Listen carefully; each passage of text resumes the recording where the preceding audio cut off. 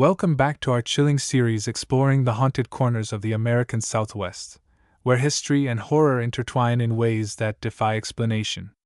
In this fourth installment of Most Haunted Places in Arizona, we delve deeper into the shadows cast by ghostly legends, uncovering tales so spine-tingling they'll leave you questioning the boundaries between the living and the dead.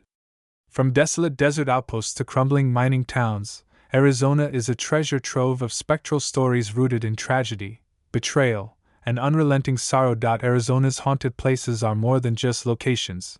They're vessels carrying the echoes of lives lived and lost. These sites bear witness to events that continue to reverberate through time: frontier feuds, Native American massacres, unsolved murders, and the lingering presence of those who refuse to move on. Each place holds its own dark secrets, whispered through creaking floorboards, flickering lights, and disembodied voices that drift through empty halls. Whether you're drawn by morbid curiosity or an insatiable thirst for the supernatural, these destinations promise encounters that blur the line between reality and nightmare. In this episode, we'll journey to some of the most infamous haunted locales across Arizona, places steeped in lore and fear, where the past refuses to stay buried. We'll peer into the shadowy depths of haunted hotels, explore eerie mansions cloaked in mystery, and tread cautiously through abandoned institutions teeming with restless spirits. Along the way, we'll hear first-hand accounts from witnesses brave enough to confront the unknown, examine chilling evidence captured by paranormal investigators, and unravel the tragic histories that give rise to these hauntings. So dim the lights, keep your ears sharp, and prepare yourself for a descent into the macabre. As we step into the haunted heart of Arizona, remember, sometimes, the most terrifying truths lie just beyond the veil, and once you cross it, there's no turning back. The Jerome Grand Hotel, a ghostly legacy in the Copper Queen perched high atop Cleopatra Hill in the historic mining town of Jerome, the Jerome Grand Hotel stands as both a luxurious retreat and a repository of supernatural activity. Originally constructed in 1927 as the United Verde Hospital, this imposing structure served as a beacon of hope for miners injured in the perilous pursuit of copper. Yet beneath its elegant facade lies a darker narrative, one marked by pain, despair, and untimely deaths. Today, the hotel has embraced its haunted reputation, drawing curious visitors eager to experience its spectral inhabitants firsthand. One of the most enduring legends tied to the Jerome Grand Hotel revolves around room 308. Said to be haunted by the spirit of a young girl named Daisy. According to local lore, Daisy was admitted to the hospital in the 1940s after suffering severe burns in a house fire. Her condition deteriorated rapidly despite the best efforts of medical staff, leading to her eventual passing. Guests staying in room 308 frequently report strange occurrences: lights flickering without explanation, radios tuning to static-filled stations, and the overwhelming scent of lavender lingering in the air. Some claim to wake up in the middle of the night to find their bedsheets tangled impossibly tight around their limbs, as if restrained by invisible hands. Another prominent figure in the hotel's haunted lore is believed to be none other than Dr. Robert C. Lewis, the hospital's head physician during its operational years. Described as brilliant yet deeply troubled, Dr. Lewis became increasingly obsessed with perfecting surgical techniques, often at the expense of patient well-being. Rumors swirled about unauthorized procedures performed under the guise of routine surgeries, including organ removals without consent. Witnesses described seeing a tall, gaunt figure clad in a blood-stained surgical gown roaming the hallways late at night, his face obscured by a surgical mask. Some claimed to feel icy breath on their necks, followed by the sensation of cold metal grazing their skin. The hotel's basement, once used for storage and morgue operations, has become a focal point of paranormal activity. Employees tasked with cleaning the area often describe hearing chains rattling and heavy footsteps echoing through the cavernous space, though no one else is present. Objects are known to move inexplicably. Tools vanish only to reappear hours later in entirely different locations. One particularly unnerving incident involved a janitor who swore he saw a young boy playing with marbles in the corner of the room, only for the child to disappear when approached. Theories abound that the boy may have been a victim of illness or accident during the hospital's early years, forever trapped in the confines of its lower levels. Modern-day investigations into the Jerome Grand Hotel's supernatural claims have yielded intriguing results. Thermal imaging cameras reveal significant temperature drops in specific areas, including the third-floor hallway and the basement. Electromagnetic field (EMF) meters register unusual spikes, particularly near antique furniture pieces believed to have belonged to original occupants. Perhaps the most compelling evidence comes from audio recordings, which capture disembodied voices uttering fragmented sentences like, "I'm sorry," and "Let me go." Despite, or perhaps because of, its haunted reputation, the Jerome Grand Hotel remains a popular destination for history enthusiasts and thrill-seekers alike. Its rich tapestry of human drama, interwoven with tragedy and loss, creates an atmosphere unlike any other. For those brave enough to book a stay, the possibility of encountering Daisy, Dr. Lewis, or one of the countless other spirits said to roam its halls adds an element of excitement and trepidation. Yet, as each new visitor crosses its threshold, they must decide whether they are ready to face the darkness that lingers within these walls, or will they become another chapter in the hotel's tragic tale. The Birdcage Theater whispers beneath the stage. Nestled in the heart of Tombstone, Arizona, the Birdcage Theater stands as a monument to the Wild West, a raucous saloon, gambling hall, and brothel rolled into one, where cowboys, gamblers, and prostitutes mingled amidst gunfights and debauchery. Operating from 1881 to 1889, it earned a reputation as one of the wildest establishments in the Old West, hosting legendary figures like Wyatt Earp and Doc Holliday. Yet beneath its vibrant exterior lies a darker narrative, one marked by violence, betrayal, and spectral encounters that continue to haunt its hallowed halls. One of the most iconic hauntings associated with the Birdcage Theater is that of Margarita Hernandez, a Mexican performer who captivated audiences with her sultry dance routines. Described as beautiful yet fiercely independent, Margarita's life was cut tragically short when she was murdered by a jealous lover backstage. Her ghost is said to wander the theater, her ethereal form illuminated by dim light. Some claim to feel an icy draft pass through them as she drifts by, while others report hearing soft humming emanating from empty rooms, believed to be Margarita rehearsing for performances long gone. Another prominent figure in the theater's haunted lore is believed to be Billy Claiborne, a young gunslinger whose ambition far exceeded his skill. Infamous for challenging Wyatt Earp to a duel, Billy met his demise in a shootout outside the Birdcage. Visitors recount sightings of a tall, imposing man clad in cowboy attire, pacing anxiously near the bar or sitting alone at a poker table. His presence is often accompanied by the faint clinking of spurs and the smell of leather, as though he's preparing for one last showdown. Some speculate that Billy lingers due to unfinished business, unable to part ways with the town that played such a pivotal role in his brief but tumultuous life. The theater's basement, once used for storage and clandestine activities, has also gained a reputation for paranormal activity. Employees tasked with maintaining the area describe hearing muffled voices and the sound of footsteps echoing through the narrow passageways, though no one else is present. Objects are known to move inexplicably. Tools vanish only to reappear hours later in entirely different locations. One particularly unnerving incident involved a janitor who swore he saw a young boy playing with marbles in the corner of the room, only for the child to disappear when approached. Theories abound that the boy may have been a victim of illness or accident during the theater's early years, forever trapped in the confines of its lower levels. Modern-day investigations into the Birdcage Theater's supernatural claims have yielded intriguing results. Thermal imaging cameras reveal significant temperature drops in specific areas, including the main stage and the basement. Electromagnetic field (EMF) meters register unusual spikes, particularly near antique furniture pieces believed to have belonged to original owners. Perhaps the most compelling evidence comes from audio recordings, which capture disembodied voices uttering fragmented sentences like, "Help me," and "Don't let go." Despite, or perhaps because of, its haunted allure, the Birdcage Theater continues to draw visitors eager to immerse themselves in its storied past. For those brave enough to explore its corridors, the opportunity to encounter Margarita, Billy, or one of the countless other spirits said to roam its halls adds an element of excitement and trepidation.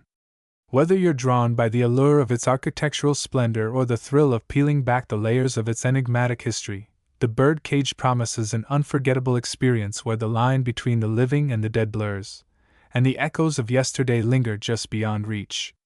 The Vulture Mine, echoes of gold fever hidden deep within the rugged hills of Wickenburg, Arizona.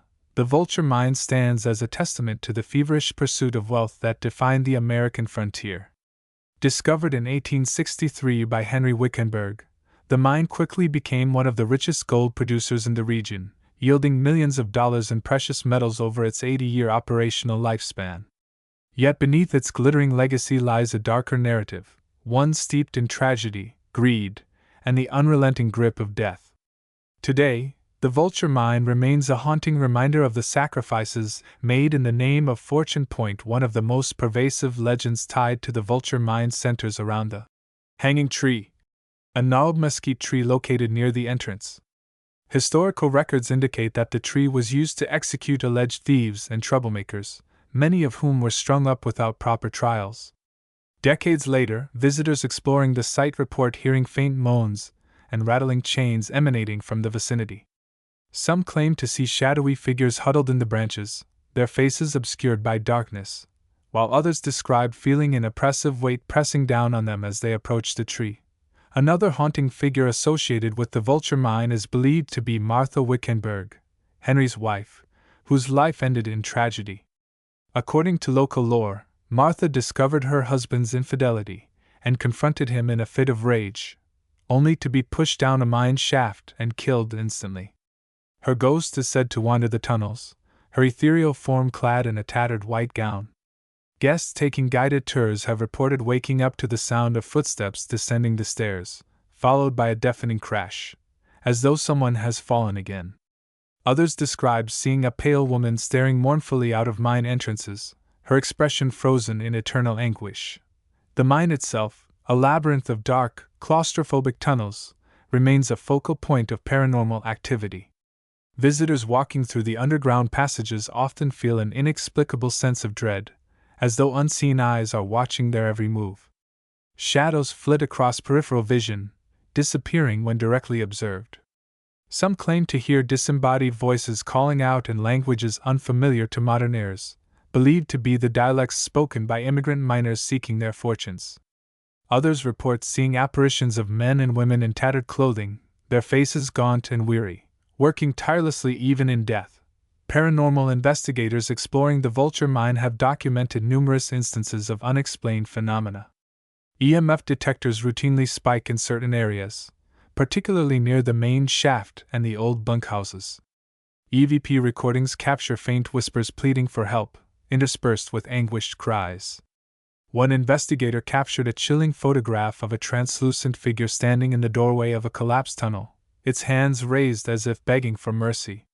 These findings have solidified the mine's reputation as one of Arizona's most active haunted sites. Despite, or perhaps because of, its grim history, the Vulture Mine continues to attract curious souls eager to confront its spectral inhabitants. For many, visiting the site serves as both a pilgrimage and a reckoning, an opportunity to honor the lives lost and acknowledge the atrocities committed in pursuit of wealth and power. Whether you're drawn by the allure of its haunting beauty or the weight of its tragic legacy, the Vulture Mine offers an unforgettable experience where the past refuses to fade quietly into oblivion. The Orpheum Theater, whispers of applause and anguish standing proudly in downtown Phoenix.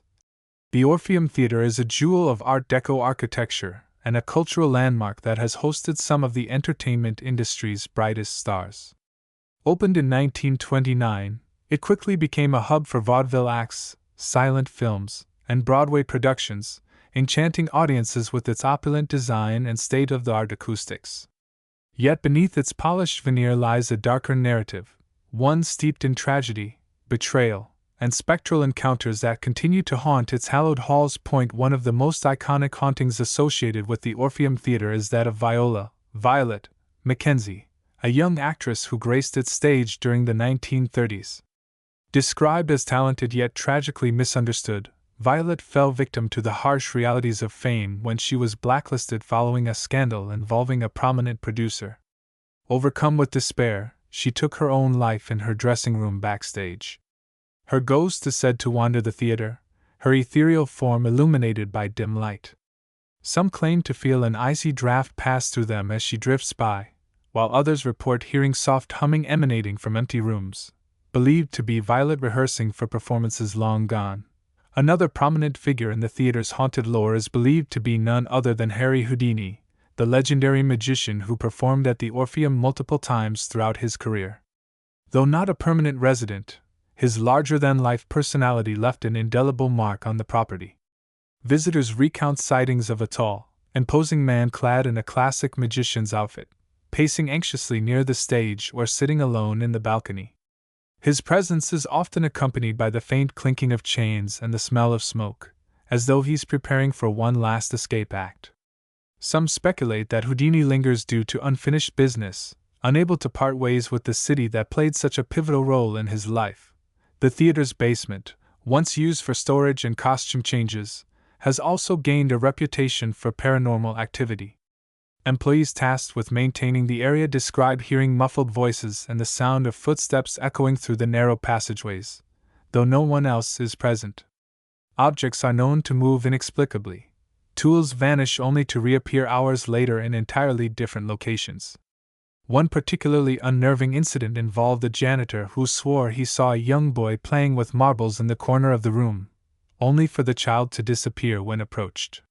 Theories abound that the boy may have been a victim of illness or accident during the theater's early years, forever trapped in the confines of its lower levels. Modern-day investigations into the Orpheum Theater's supernatural claims have yielded intriguing results.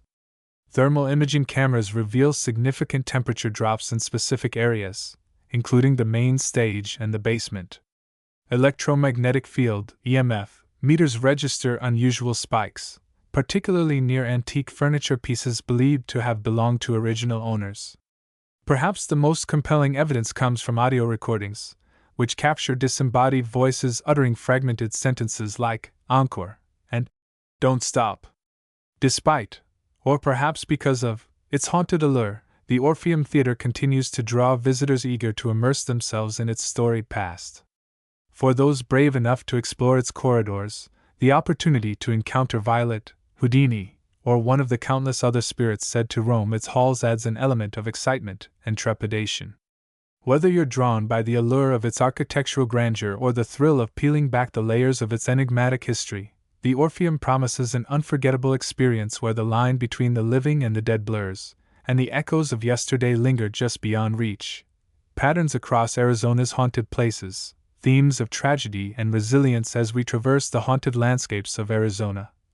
From the opulent halls of the Orpheum Theater to the somber grounds of the Vulture Mine, striking similarities emerge that transcend individual locations and histories. These patterns are not merely coincidental but reflect universal themes of human emotion, unresolved trauma, and the enduring power of memory.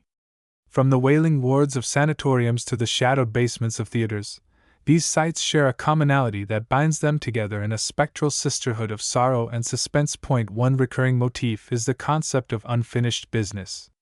Whether it's the victims of unethical experiments, or the betrayed trust of patients subjected to inhumane treatments, these spirits seem tethered to the earthly realm by grievances left unaddressed. Their presence manifests as restless energy, often communicated through auditory phenomena, cries, whispers, or disembodied voices, that serve as pleas for acknowledgement or closure. This theme resonates across cultures and belief systems, reflecting humanity's innate need to resolve conflict and seek peace, even in death. Another shared characteristic is the role of architecture in amplifying paranormal activity. Historic buildings, with their labyrinthine corridors, thick walls, and hidden alcoves, create environments conducive to isolating individuals and heightening fear. These structural elements act as metaphors for the psychological barriers erected by those who suffered within their confines, trapping emotions such as anger, despair, and regret. It's no coincidence that many reported hauntings occur in spaces imbued with emotional significance: operating rooms where surgeries went awry, basements where bodies were stored, or wards where patients met tragic ends. Lighting and sensory manipulation also feature prominently in these narratives. Flickering lights, sudden temperature drops, and inexplicable odors are staples of ghostly encounters, designed to disorient and unsettle. Such phenomena strip away the comfort of familiarity, forcing guests to confront the unknown. The use of mirrors, a recurring element in stories from various haunted hospitals, adds another layer of psychological tension, as reflections distort perception and blur the boundary between self and other. This interplay of light and shadow becomes a tool wielded by unseen forces, creating moments of visceral terror that linger long after the initial shock subsides. Finally, the prevalence of historical context cannot be overstated. Each location's haunting is deeply rooted in its unique past, shaped by the socio-cultural milieu of its time. The brutal medical practices embedded in the DNA of older establishments contrast sharply with the glamorous yet tragic lives immortalized in urban legends. Yet both narratives tap into broader archetypes of ambition, betrayal, and mortality, ensuring their resonance with audiences regardless of personal experience. By drawing on these universal motifs, these haunted places transform from mere buildings into living repositories of collective memory, inviting us to peer into the abyss of our shared humanity.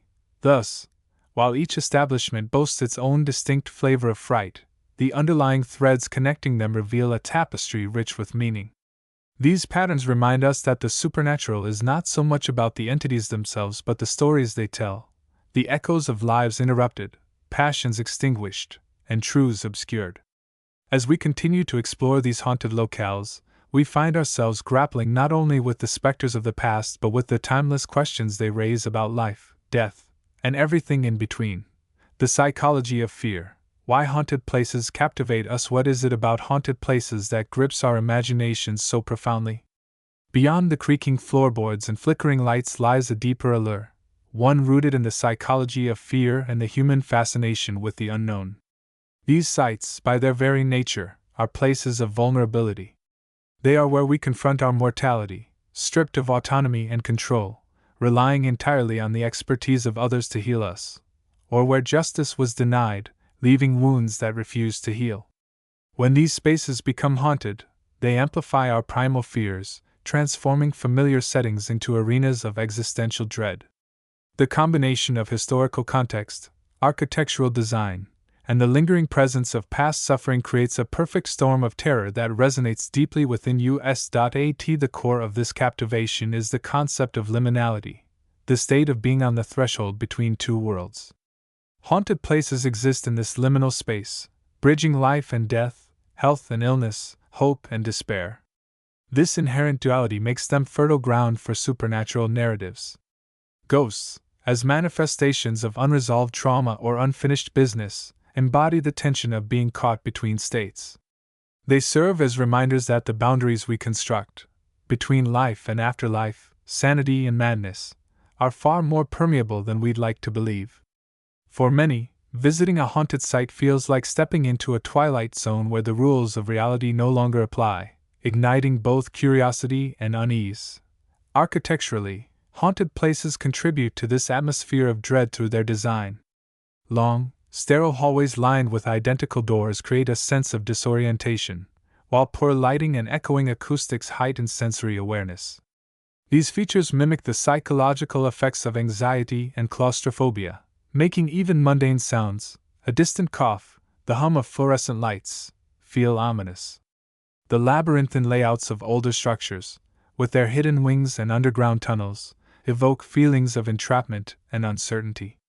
Every corner becomes a potential threat, every shadow a possible harbinger of danger. This environmental manipulation taps into our instinctual fight-or-flight response, keeping us perpetually on edge. Cultural influences also play a significant role in shaping our fascination with haunted places. Media representations, from films like The Shining to television series such as American Horror Story, have cemented the trope of the haunted asylum, courthouse, or battlefield as a locus of horror. These portrayals often blend historical truths with fictional embellishments, creating a mythology that blurs fact and fiction.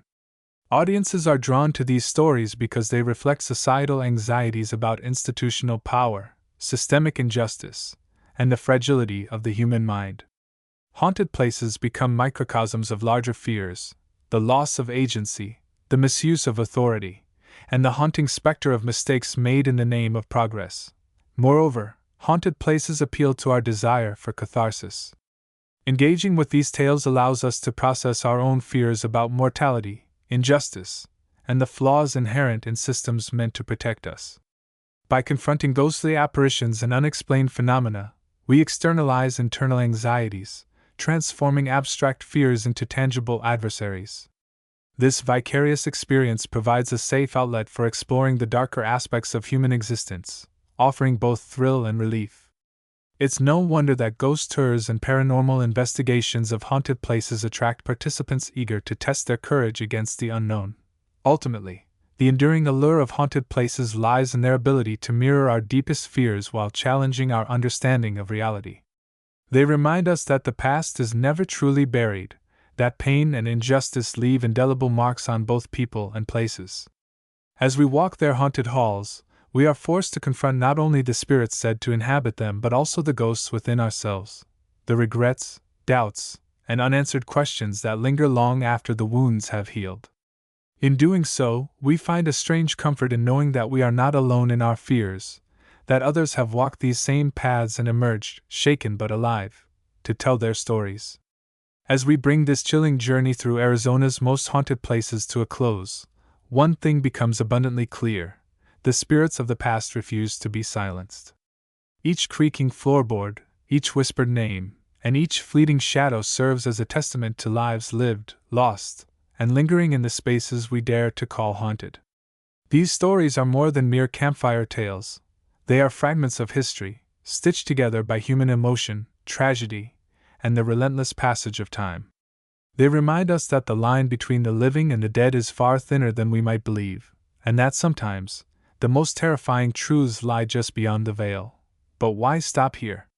If these accounts have stirred something within you, a spark of curiosity, a shiver of excitement, I urge you to take the next step.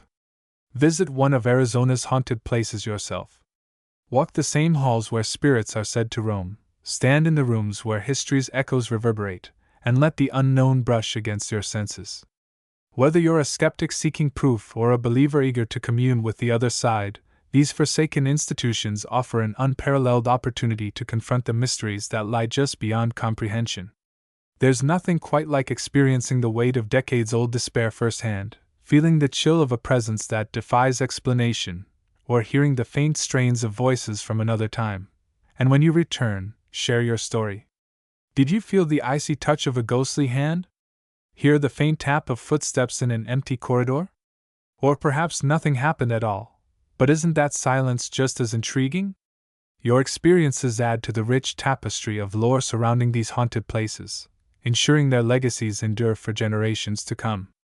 Share your findings with fellow enthusiasts, document your journey, and keep the conversation alive. After all, every whisper contributes to the symphony of the supernatural. Until then, keep your lanterns lit and your courage steady. The spirits are waiting.